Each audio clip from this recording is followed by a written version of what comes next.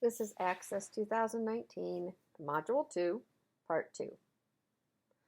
In this segment, we will be looking at importing data from an Excel workbook. Oftentimes, with Access, if you have your data stored digitally in another format, such as in an Excel workbook or a text file or even in another Access database, there's a more efficient way of getting that data into your database instead of retyping all of the information. So let's get back into our Lakewood database. We've made changes into the table design in Part 1, and in Module 1 we've created several objects and including 2 tables. So now we're going to be bringing data into our billing table. Now I think part of the reason why they do this in the assignments and in your homework is to verify that when you go to do the import, the fields are in the correct order and everything is set up correctly in your table that you're importing into. So this book will always have us add a few records into the table before we actually import them in. So let's go ahead and open up our billing table. The data that we will be adding is in figure 2-19 on page 2-26 of your text. So there are 4 records that we will be typing. The first one has an invoice number of 26501. Notice the pencil, we discussed that before. We also discussed that when we go to build our relationships, if you have typing errors in the primary keys or foreign keys in your table, then your relationships may not build correctly. So be very careful in typing in the invoice number and the visit ID. Our visit ID is 1450.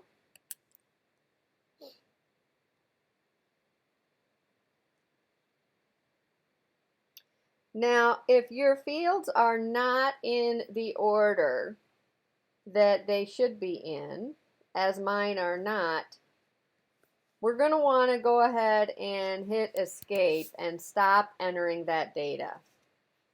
We need to make another change to the design of our system. So if we open up to the table billing, we switch to design view, we need the invoice date or the invoice amount to follow the invoice date. So I'm going to click on it once to highlight it. Click on it again and hold the mouse down and you see a line form above it. Move that below invoice date by dragging down and release the mouse. That will reorder your fields so that invoice date is now in front of invoice amount. So let's go ahead and save that change and then switch back to datasheet view.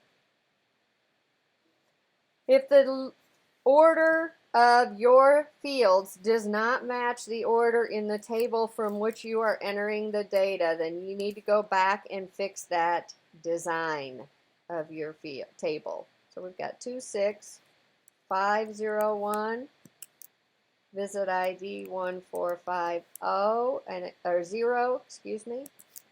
Our date is 10/27 of 20. The amount is 125. Since it's an even dollar amount, you do not have to type the decimals or the trailing zeros. The item is going to read office visit. And we want to check the box that it has been paid. And remember the pencil. Until the pencil goes away, the data has not been saved. It is now saved since we went to the next record and the pencil went away. 26589, 1495, 1228 120, 125, office visit, not paid. 26655, 1530, 127, 21. So you'll notice I don't type 2021. I can shorten it to just typing 21. And I didn't type 01. You didn't have to type the slash. So you don't have to type all the digits as long as it can recognize what date you're working with. $50 and it's lab work. This one is paid, so check the box. And the last one we're going to add is 26767, 1598, 326, 21. It's $50, and again it's lab work. It is not paid. So we've got those 4 records, and once we have those in, we're then ready to start working on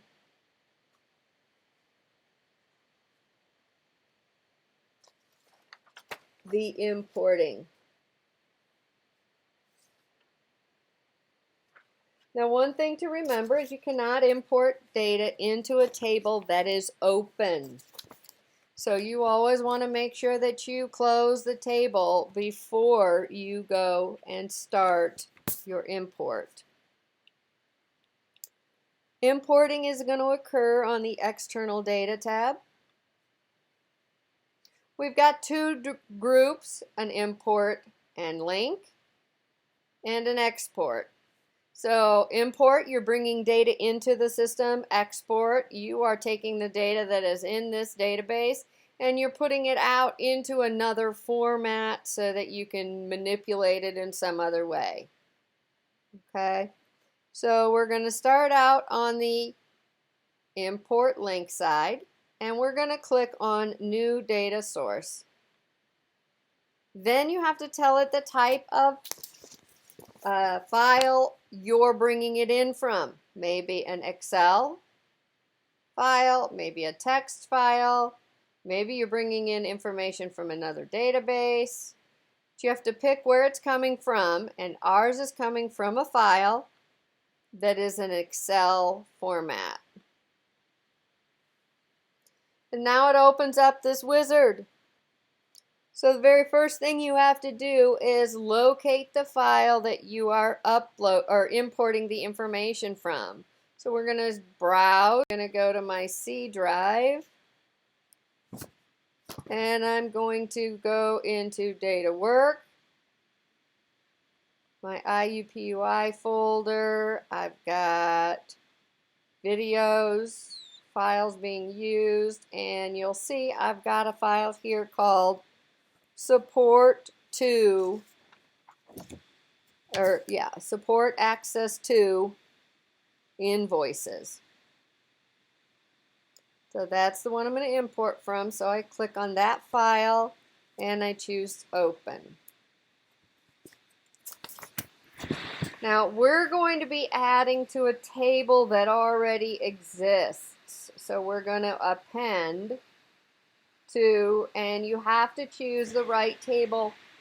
Now this particular one defaulted to the right table, but the only reason it did that is because it picks whichever one is alphabetically first on your list. Since this happens to be the first one, it picked the right one. So make sure you select the table that you are bringing it into. Then we click on OK. Now it does show us here the data that is inside the spreadsheet, and we can confirm that it's in the correct format and everything looks the same. One thing to be aware of is if you have multiple sheets in your workbook, it will ask you which sheet contains the data that you are trying to import. So you may see an additional question here. And then we'll go to next. Remember, always choose next until next is no longer an option. And since next is no longer an option, we're ready to finish. We are importing into our billing table, and we do not need it to analyze the table. So we're going to go ahead and click Finish. You do not need to save the import steps unless this would happen to be an import that you were going to repeat frequently. Then you could save it similar to a macro in Excel.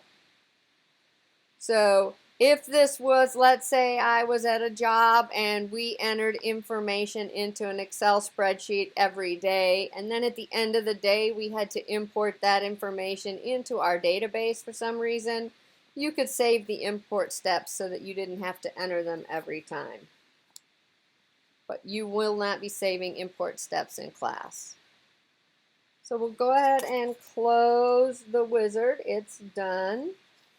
And now we can open up our billing table, and you should see a lot of records that were imported into your billing table. So we now have 205 records instead of the 4 that we previously typed.